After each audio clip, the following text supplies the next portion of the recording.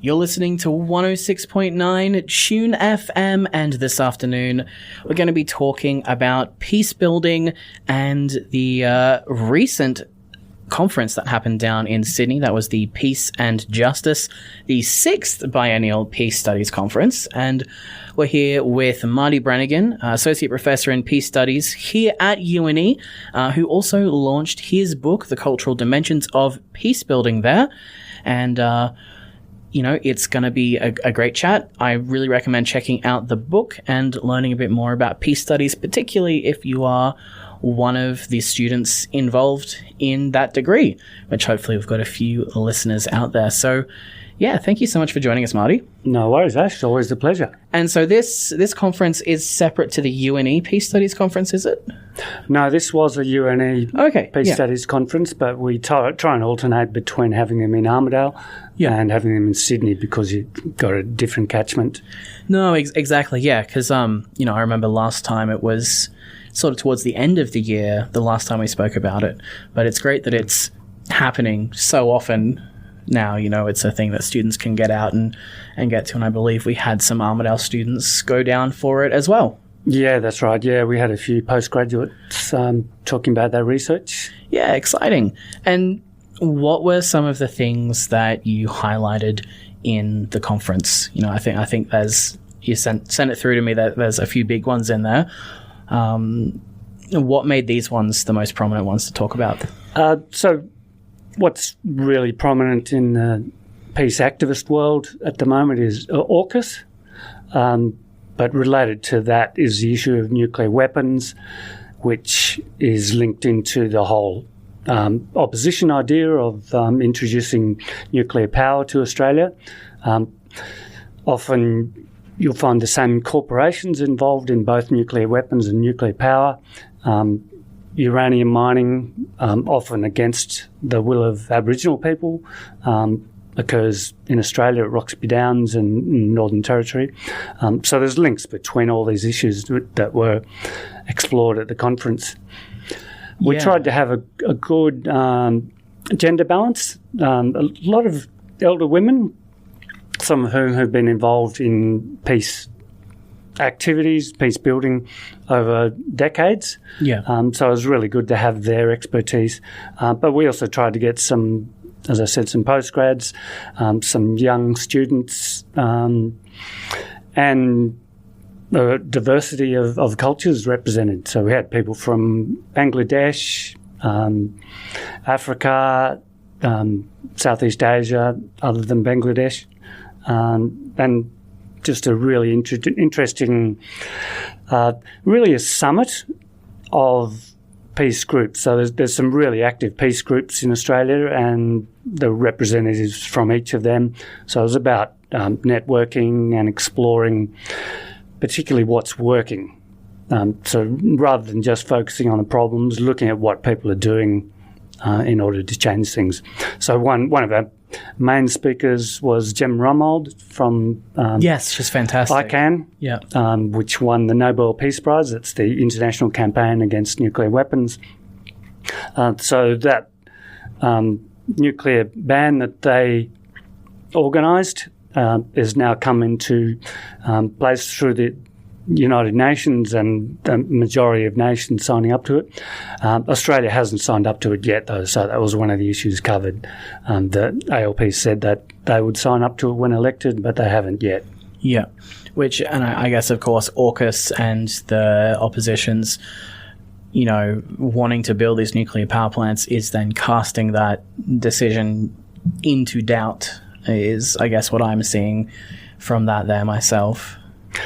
Yeah. AUKUS is a really big one because it will introduce radioactive waste into perhaps Port Kembla at the moment in WA, but Port Kembla is very resistant to it. So it's interesting to get a few people from Wollongong and the Port Kembla area, including someone from the Maritime Union of Australia, who are very opposed to the nuclearisation and the militarisation of Port Kembla. And there have been some really big demonstrations down there of workers there uniting against what they see as a threat.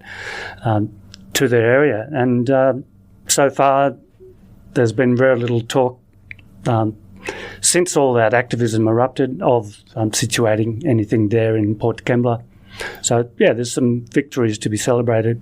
Yeah, no, of course. I think it's one of those things that I notice, particularly as someone who works very heavily in the media space, that even though things consistently happen, when it's not big, it often doesn't get spoken about. So we have this like waveform pattern of it gets very, very big and then it dips, interest dies off, it gets big again, interest dies off. How can we go about mitigating that? Yeah, that's something that happens in the peace movement. It was very big in the 1980s against the threat of nuclear war during the Cold War. And that led to a whole lot of changes, including the downfall of the USSR and the overthrow of a number of regimes, including in the Philippines as well as in Eastern Europe. So things come and go. There were, again, a big victory in the late 90s against the Jabiluka uranium mine in the Northern Territory. The Bentley protest against coal seam gas near Lismore around 2014 was successful. So, yeah, things come in waves in those movements, and usually there's a core group of people who've worked consistently on things over a very long period who then get to guide those movements or, be advisors to them. They'll often spring from students, including school students like Greta Thunberg. But to really be strategic, it's good to look to some of the movement elders for advice in how best to strategise.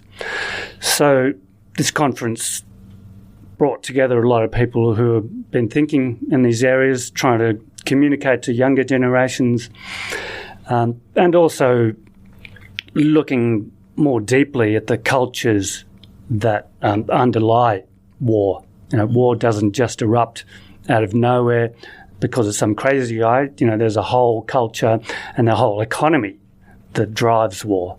Yeah. So it's looking at, in the book that I launched, one of the things is looking at that culture that underlies the push to arms races and war. And I think we are previously, we didn't have as great a globalization network. We had elements of it, but we often didn't see things until they were happening and they were big and it became global news. Now, thanks to social media, YouTube, Facebook, the increased digitization of our world, we are becoming more and more aware of things. And I have seen people argue that we're kind of watching the fall of the US in real time. How can we prevent emotional compassion burnout from that as peace activists when you're inundated by it all the time? Yeah, exactly. And that's one of the sessions in the conference, and something I go into in my book is looking at personal peace. You're not going to be able to create wider peace unless you're at peace within. So it's about developing practices that can enable you to continue to find joy and hope and optimism and all those things, but also simply being able to switch off from all the bad news in the world. Which is difficult. I mean, we've created a whole new term for it now. It's called doom scrolling. Yeah. So I am concerned about how it is to the point that we have now created a new term for it become entrenched in our everyday life. And one of the things you've just mentioned is how you looked at a culture of war. What are those warning signs or those points that lead towards a culture like that? When there's a conflict like in Rwanda, there's always some indications that a society is getting more divided and more racist and more violent. And that includes radio programs that were broadcast in Rwanda where one side was calling the other side cockroaches. You see this, or used to see it in Ireland, where there were very sectarian murals which were all about promoting the glory of your side's military against the other side's military. And songs were used there as well to inflame the tensions, to kind of basically chant, "We beat you back in 1604 and we're going to keep marching through your area regardless of the consequences." One of the great successes of the modern era has been ending that violence in Northern Ireland, which was terrible. I was there during the Troubles, and it was very unpleasant, and people just wanted the violence to end. So there's ways of achieving that. That was largely achieved through culture, through women leading peace marches, through bands like U2 and the Cranberries and Sinead O'Connor, really singing out about that violence and trying to resolve things non-violently. Yeah, it's because I feel like when we're looking at regimes and their start, the first thing to go is the arts. The first thing to go is the culture, because of how powerful it is. And it's something that I think a lot of people don't consider, because unfortunately we do live in a society, and I'm speaking as someone who did an arts degree, or who specifically did not do an arts degree because of how I thought it would impact my career. And so I chose the same thing, but with a different name. Basically, we live in a society that doesn't value it as much, but still craves it. And I think, that really speaks to, I guess I can only speak to Western culture there, of just how deeply ingrained that is in our life. Yeah, and I wouldn't say that repressive regimes always entirely get rid of the arts. They'll often take it on and use it for their own purposes and their own propaganda. So the Nazi German regime was like that, where they produced very sophisticated propaganda using established actors and actresses and music and so on in order to push their racist and genocidal views. More broadly, we see the influence of the military-industrial complex behind a lot of the narratives that lead to war. They can do this through controlling aspects of the media, through the reach of their corporations, so their ownership of corporations like NBC until 2013, pushing the narrative that you need weapons, and that if another country, let's say China, is looking aggressive, then the only way to deal with it is to build up your own arsenal. So they've done this with regards to Ukraine, pushing more weaponisation of Ukraine, and now Europe's said that they're going to spend billions more on arms. All this has a huge impact on the environment and doesn't necessarily lead to more peace. They also do it through think tanks, like the Australian Strategic Policy Institute, which is funded by arms dealers and defence industries and defence departments. And they were behind the Red Alert series in the media, in the Sydney Morning Herald and the Age and so on, where they pushed this idea that China was about to invade. Now, of course, they're going to do that if they're going to make money out of it. They need to continue to have arms races in order to keep making money. So the things we think, the narratives that we believe, are often heavily influenced by this very, very powerful lobby that also influences the movies we watch, like Top Gun, a collaboration between the Pentagon and Hollywood in order to get more people into the military. It's definitely, I can see this modern day version of glorifying war, and that is how we historically have called young men to fight in the Great War, as it was known then, and then again into World War II. And it's always afterwards, I feel like, and I suppose as a very well-known lecturer and doctor of peace studies, you probably have more of an understanding of this history than I do. But thinking back to people like Ursula Le Guin and Tolkien, even though Tolkien very much denied that his works were inspired or informed by his experiences in World War II, I feel like we see that at the end of conflict, of people speaking out about it towards the end, and that's when it gets louder because people have come back and shared their experiences, and we've got songs about it as well here in Australia. Off the top of my head, I can think of the band Sings Waltzing Matilda. Yeah. The lyrics in that. Is that like, am I on the money there, I suppose, in terms of that cyclical nature again? Yeah, absolutely. So when people came back from World War One, a lot of them, the ones that survived, that is, because it was a mass slaughter for very little purpose. They were severely traumatised, but there was also a very strong anti-war push, and there was the War Memorial set up in Canberra, and it was about remembering those people who died heroically and tragically, but also that war was known as the war to end all wars, and people were very keen that it wouldn't happen again, and that's one of the reasons why that War Memorial was set up.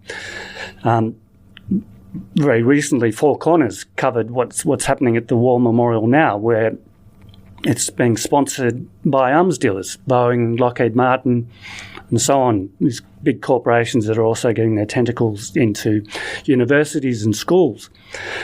And what's problematic about this is that because they're a vested interest, that they have a vested interest in continuing armed conflict so that they can keep making their money, keep selling their weapons as battle-tested. They're not going to be supporting narratives that are pro-peace and that look at the real consequences of war. So, yes, it does come and go in cycles, and Ursula Le Guin is one of my favourites because she portrayed not just the futility of war, but how it's driven by hierarchy and patriarchy.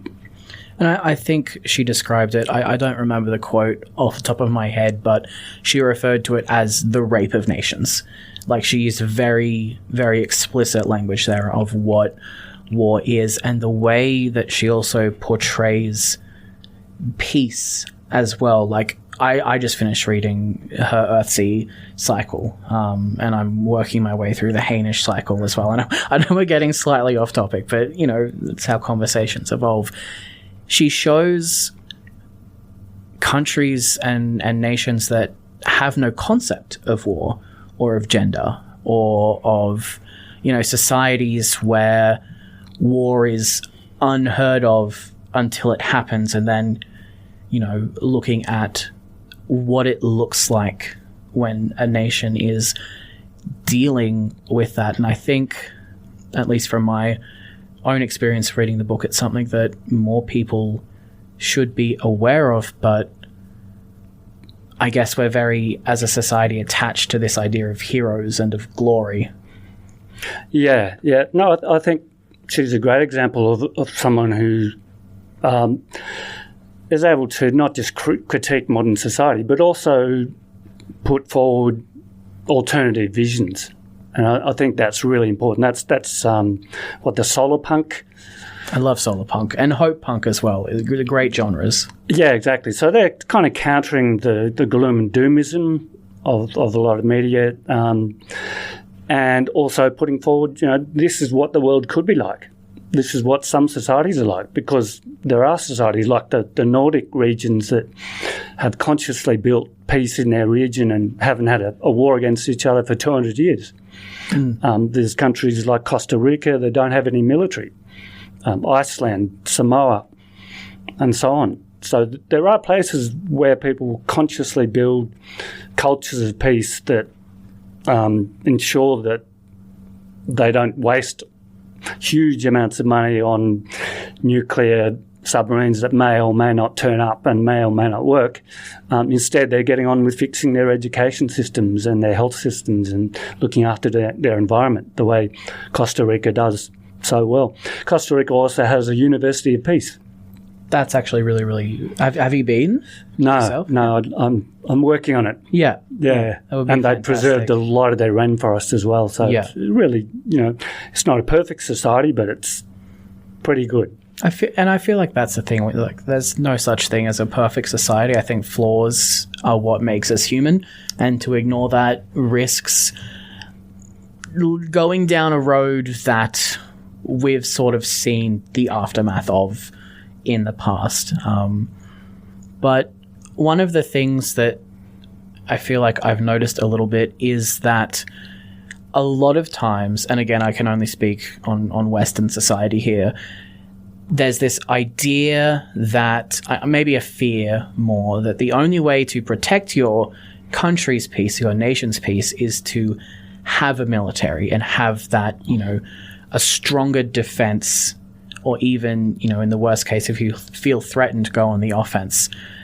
You've been working in the space for a very long time now. You've got a lot of experience. Where do you feel this fear comes from? Well, as I've said, it's deliberately cultivated, but there is also a long history of militarism in societies. So shifting to something else takes an understanding of what's possible. And we can look at history to where, for example, non-violent defence has occurred. And Denmark is a great example because they were invaded by Nazi Germany. They capitulated, but then they began to subtly resist through building up information, setting up underground newspapers, underground radio, engaging in sabotage. But they found what was the most effective tactic was to go on strike. So general strike right across Denmark, including blockades of streets. But people just refused to go to work. And the Nazis relied on those workers to keep producing the food and munitions and everything that they required for their war effort. And in order to quell all this disobedience in Denmark, they had to send additional troops in, which then weakened them elsewhere. So that non-violent defence of Denmark was a factor in the overall defeat of Nazism.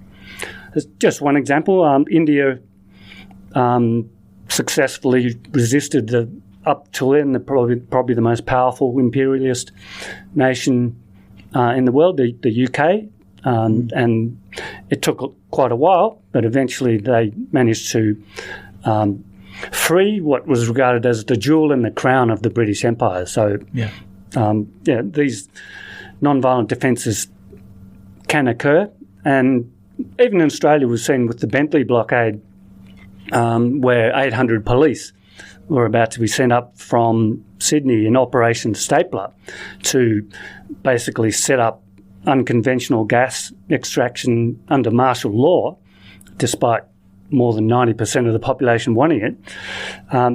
That was an incredibly successful blockade that involved the entire community coming out and saying, well, we're not going to cooperate in any way with the police or the government in this attempt to mine under martial law. Most recently, the Rising Tide blockade in Newcastle, which you were at. Yeah, it was an extraordinary event showing just how much non-violent action in Australia has evolved, because it's so much better now, so much more professional than it was 40 years ago. It was described by one of the amazing Aboriginal performers, because it was a protestival. It wasn't just a protest or just a festival. It was a really great arts combination of both. And he said he regarded it as an unarmed autonomous zone where people had set up their own government. We had our own media, our own medical people, our own sanitation, our own kitchen. It was just an extraordinary mini revolution, if you like. Ursula Le Guin, who was an anarchist and a feminist, would probably have regarded it as a kind of a small moment in time of anarchist revolution. Yeah, and I think that's something that people forget about anarchy and socialism a little bit sometimes. But, you were talking about these like non-violent actions and the strikes, and I remember reading online a fellow's experience from growing up in what was East Germany, when he was young, would leave painted purple rocks everywhere, which just drove people crazy because it didn't mean anything. It wasn't, a secret symbol of resistance or something. It was one person independently resisting because they couldn't control the leaving of these purple rocks. And I think it goes to show that resistance does not have to be a big thing. It does not have to be an organized thing. It can be a big thing and an organized thing and involve hundreds of thousands of people, but it can also be individually, in your day-to-day life. And I think that's also quite powerful as well. But yeah, very much. Yeah. I want to talk a little bit about your book as well. I've been having a really great conversation, so we've been talking for a while, but at the conference you did release your book, The Cultural Dimensions of Peace Building, and this is not your first book you've released. No. It's, I don't know, what number book is it? I'm not sure, 4 or 5 now. Yeah, a couple of novels and a couple of series books. Yeah. So how has your experiences as being an activist and also teaching and researching in the peace studies space informed the book? Being involved in peace studies, I got involved with the International Peace Research Association, and I was flying to a conference in Istanbul when I noticed that everyone around me, a lot of people from that region, were all watching American or British violent films, crime, war, whatever. And this was all while we were flying over all these conflict zones, like Israel, Palestine, and not far from Syria and so on. And I started to wonder, what's the connection between these? All these people watching violence up in the sky, all this violence down on the ground. So I began to investigate that and eventually created a whole unit called Creating Cultures of Peace. It's about trying to understand how direct violence of war, bombs and guns and so on, is informed by cultural violence. The words we use, the movies that we grow up on, the narratives that we get used to and embed themselves in our heads, how we're parented, gender and sexuality issues, a whole range of cultural things direct us towards either violence or towards peace. So the book is an exploration of that and some of the the influences of the military-industrial complex, but on the other side, this constant stream of peace building, of people using art or culture in their daily lives. And as you said, that is really important to understand, that it's not just created by very powerful people at forums. Peace is created in people's ordinary lives through everyday actions, the way we talk to each other, the relationships we have, whether we subject our kids to violent films or whether we read a book with them and turn the screen off for a while. Yeah. And right at the very start of this conversation, you spoke about how in order to build peace outside, you have to have peace within yourself.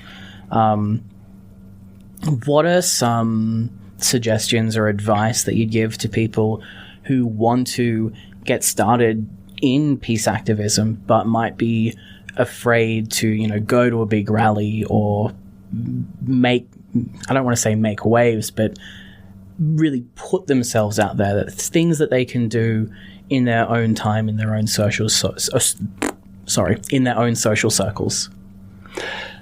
Simply talking about peace and what that means. I think in Australia we take it for granted. We presume that wars are only things that happen elsewhere and that we have nothing to do with it. Personally, I find doing yoga and meditation is really useful to be able to just let go of all the stuff that bombards us. Turning off the media for a while, or seeking out good news sources, which is what my son does. He's often sending me, here's another great news story. We don't get enough of that in the mass media. We get the news every hour, or constantly on some channels, and it's not this objective news, it's the bad news. Almost always. So there's a concentration of bad news that we need to balance with good news and understand that there's a lot of great things going on in the world that we can amplify if we're aware of it, and if we're aware of the bad things and the underlying causes of them, then we can begin to change. So one thing we did at the conference was to have a rally outside the Commonwealth Bank, because that bank helps invest in nuclear weapons. So one thing people can do is simply move their money. Have an awareness of where their super's going. Go onto Market Forces website, for example, or ICANN's website, and try and find places where you can put your money. And in this way, everyone can move a certain amount. And if lots of people do it, you can move millions of dollars, and that all has an impact. So I would recommend still that people come to rallies. So the Rising Tide thing is very peaceful.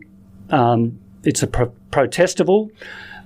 You can start the day with yoga and get into a good headspace, and then you can just work in the kitchen if you want. You don't have to go to any protests. You don't have to get involved in anything that might get you arrested. So it's a great way of getting to understand how these protest movements and communities work. Yeah, every small thing plays a part, whether that be volunteering at the kitchen, handing out flyers, talking about it on the news. It all adds up. Is there anything that I have, forgotten to ask or might have overlooked that you'd like to add now? Don't think so. I think we've covered a fair bit. Yeah, cool. Happy to talk again another time. Always happy to talk. And for people interested, where can they find your book? So there's a copy in the UNE library. I think there's an e-version and possibly a hardback as well. Boo Books has it. The town library was getting it. So, if you're not based in Armidale, just go and ask your local library and they'll often purchase it. Or failing that, you can find me on the UNE website and I'll send you a copy as long as you don't share it too widely. Yeah. Well, thank you so much for joining us today. And as always, Marty, it's always really eye-opening to have a chat with you and very interesting. I do like our talks that we have, and I hope all of our listeners have had a good time listening and have learnt something and might be inspired to go out and join a movement or two. Fantastic. Yeah, it's always a pleasure. Thanks, Ash. You're listening to 106.9 TuneFM here on the home of UNE's student-powered radio.